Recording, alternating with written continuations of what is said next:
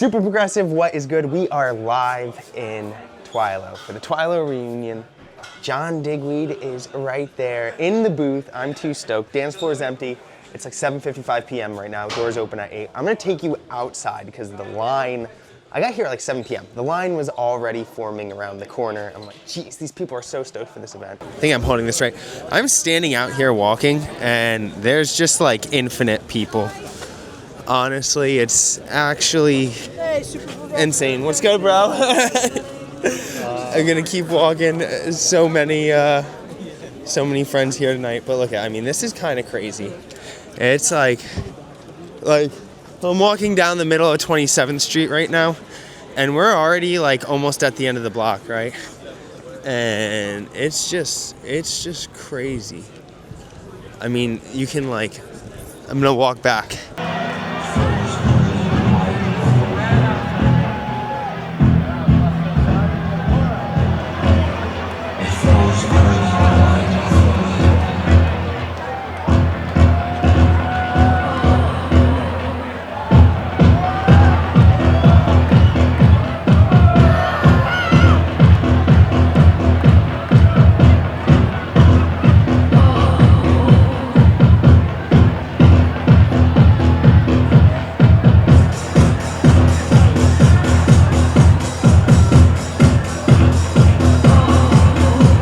All right, what is good? We are about, how many hours is John playing tonight?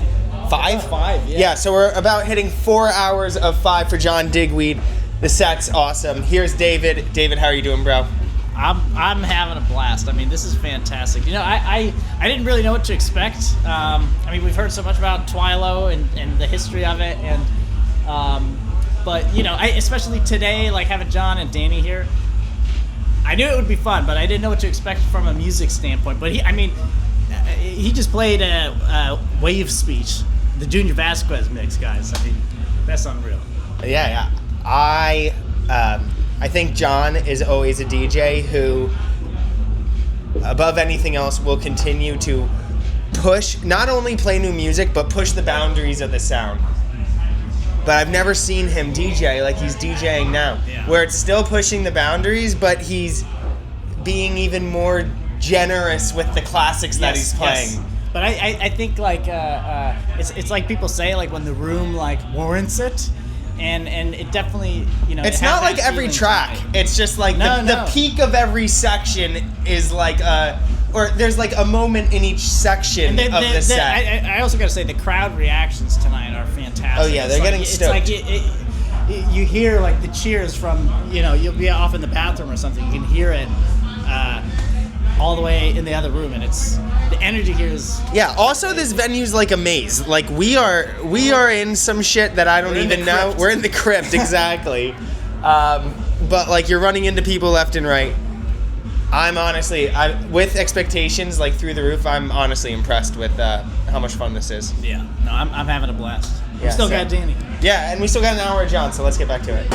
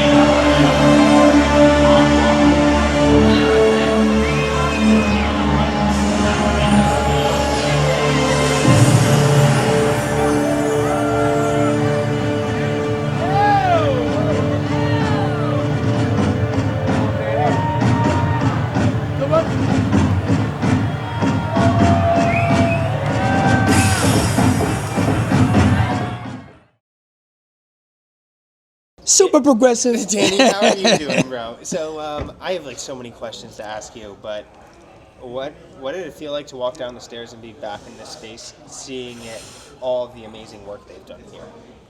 Well, it's incredible. You know, of course, I've been here before this sound check, but this really sealed it for me, coming in here and seeing the stacks and turning them on, and tweaking the balance of it all, and going through different tracks, and drop a couple of tracks that I used to play, when it was Twilo, but just briefly. But it was enough to say, oh my God, we're back here. Because when I first started playing here, we were up there in the DJ booth, up in that mezzanine. Oh wait, over there.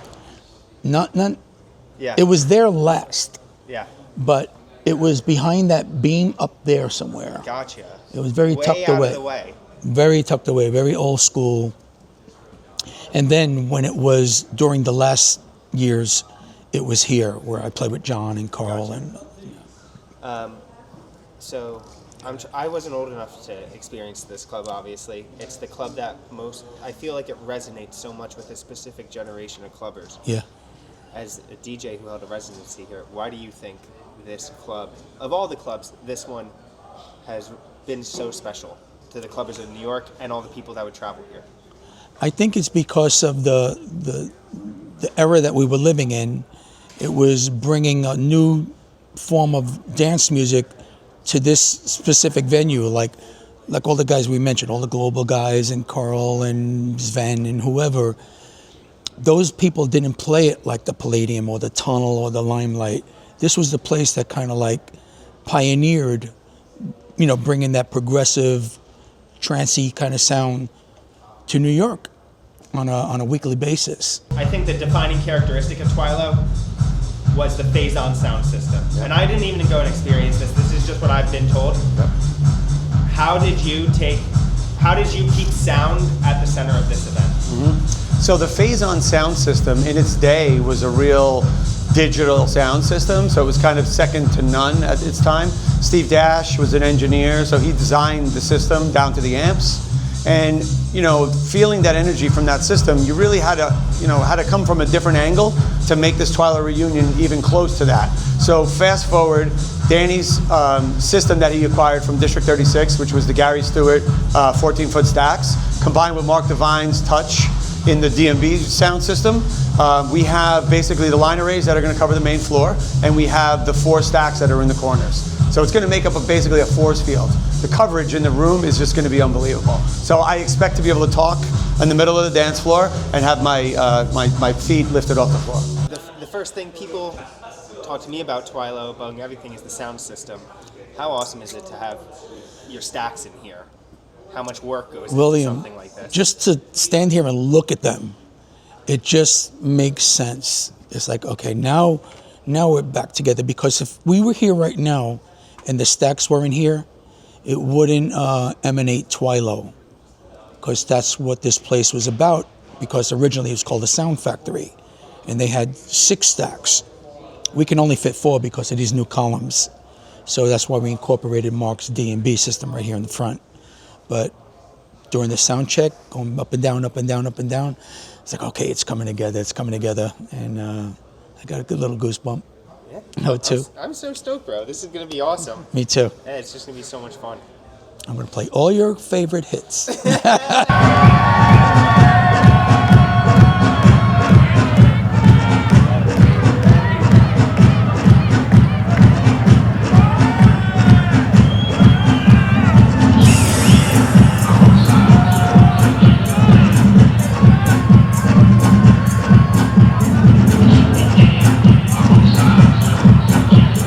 All right, John Digweed just finished. We're back in the Twilo Crypt. David, how did you like the end of John's set into the beginning of Danny's set? It was all. Look, so Danny was like hanging, near the entrance of the booth for like a while, and I kept thinking like this must be John's last song. But he kept playing one more. Like there's one more, and I'm like. It seemed like it actually seemed to me like he didn't want to stop playing, but and then Danny starts playing, and then the first track he plays, is a Seduction of Orpheus So sick. from the Global Underground. Before we even move on to Danny's set, what I want to say about John's set is John Digweed is about as professional as it comes. What I mean by that is this. There's a gig, it's at a club, it's for a certain audience. John Digweed's gonna deliver no matter what. Yeah. And it could have been perfectly reasonable for him to come to Twilo Reunion and play a bunch of forward-thinking music no one's ever heard of, because it's not released, because John's just, Bedrock's so ahead of the curve that way. And then it all builds up, you would think, to one track at the end that everyone knows from the Twilight era. John's actually the man and must have played just so much more than usual the classics from the era. Not just the anthems though, really not that many anthems, more like the build-up classics. Yeah. Like the different housey classics. And, It was so awesome. And he was weaving it in with totally new stuff that that's from 2026, and it was just seamless. It was sick. It was incredible. And then he handed off to Danny. Danny goes in with the intro Seduction of Orpheus. We're going crazy. But the cool thing too is then I think I've been to a few John Digweed shows where like a mission. You're in there and you're out of there. John was chilling at Danny's set for 3 hours. It was so sick. Last thing we have to talk about are the vibes on the dance floor. Because I think say what you want about a reunion, and obviously it's going to be fun and it's for the people. This has a better vibe than the average party. 100%. 100%. It's like an energy you can just feel when you walk around in the room. It's like serious good vibes. Not really plur, but everyone in there. I think it's increasingly rare to be in a place where everyone's just happy. Yeah. And everyone's happy. everyone in there is just super happy to be there, catching up with old friends, making new friends. So yeah, that's our mid-gig report. We're gonna go out and see the last hour and a half of DT. Yeah. Then we'll recap at the end. But this has been awesome. Let's go.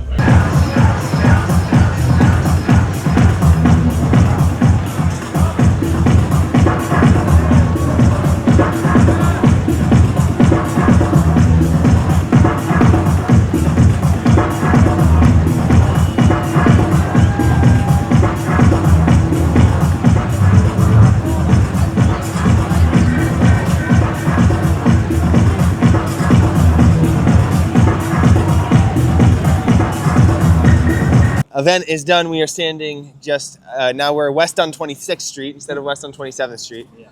That was awesome, bro. Yeah, that was incredible. I think I have a few thoughts. I'll explain right now. First of all, the John Danny combo, undefeated. That just works. And I could have gone maybe 6 more hours of DT. I was chilling. Yeah. It went by so fucking fast. The whole night went by super fast. Yeah. So, okay, a few things. I was talking to a bunch of clubbers. It's not like I'm gonna pull out my camera and be like, "Hey, let me film you in the club." But I was talking to a bunch of clubbers. I learned a few things about Twilo. Learned a few things about John and DT. And what I want to talk to you about is this: how much better than a B2B is when it's just one DJ than another DJ. And it got me thinking, John, then DT. We don't need to see John B2B DT. It doesn't, you know what I mean? Yeah, it's literally exactly. It would never work. But John and DT, why did we never talk about this? Sasha and John are exclusively B2B these days. Mm-hmm. But at Twilo back in the 90s, what people were telling me was it was amazing because Jimmy Van M would start playing at 11, I think, and John, right at 2. Clockwork. His head would appear in the booth. Yeah. But he would play by himself for 2 hours. And then it would be Sasha usually on from 4 to 6. And then Sasha would play the super trippy ambient breakbeat stuff. As the sun came up, then they would both play. Some crazy person is just yelling like an absolute madman. But what I was saying was, we only see Sasha and John like exclusively B2B, and imagine Sasha and John in that format where it's not B2B. It's like it's John then Sasha. The thing they were telling me was like there was literal drama if Sasha was going to show up at 4 because he wasn't in the booth, and it was like oh my god, I don't know. Yeah. All this shit is why tonight was so much fun learning about all this. Yeah. Obviously, like my head is pounding. Well, from the music. everybody in there had like a story to tell. Yeah. Oh yeah. Yeah, literally I was like, everybody. oh my god. And yeah, Spent like half my night in like on like the stairwell talking. Yeah. It was great, honestly. But yeah, awesome night. See you later tomorrow. Peace. Peace.